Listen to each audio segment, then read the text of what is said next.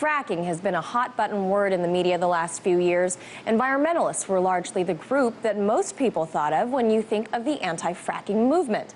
But now, in Oklahoma, it's the townspeople who are speaking up, as they may have to make a tough choice between the state's biggest industry or earthquakes. Many are calling the 200-plus earthquakes the state of Oklahoma has experienced in the last year man-made shakers due to the heavy fracking within the state. Deep Marcellus shale fracking drills over a mile down into the earth and injects water and other chemicals to release precious resources like oil and gas.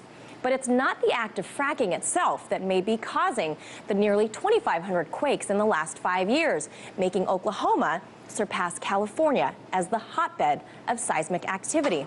Nope, it's the disposal of the wastewater byproduct of fracking. Over 80% of homes in the state of Oklahoma are within 10 miles of a drilling site or wastewater disposal well, wells that are almost as deep as the fracking sites themselves.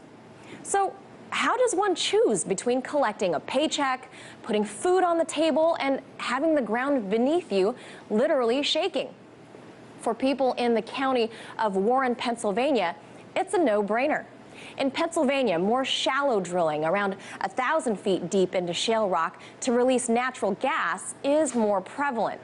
Fracking finds friends in Pennsylvania, a state who has remained in an economic slump. Fracking and oil field jobs are the biggest employers in that state as well. Now, I was joined earlier by Mike Collins, president of Collins Drilling in the town of Sugar Grove, Pennsylvania. Mr. Collins said that in his town, fracking is just a way of life for the locals and has a great economic effect. In Warren County here, which we're located in, it's one of the biggest industries in the county. Between that and the logging industry, it provides the majority of the jobs. Then you have the trickle-down effect there, where even our glove manufacturer is Pennsylvania-based.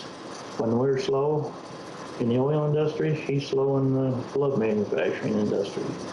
And it goes right on down to pipe fittings and the hardware stores. They get slow when we're slow.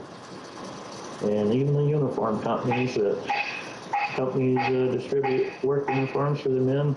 It affects them. It pretty much affects everybody. When the oil industry is slow, the whole industry in our area is slow. It affects everybody here. While Mr. Collins told me that they weren't experiencing any tremors in his part of the country, he said that the state would be harder hit if fracking went away. From Washington, Manila Chan, RT.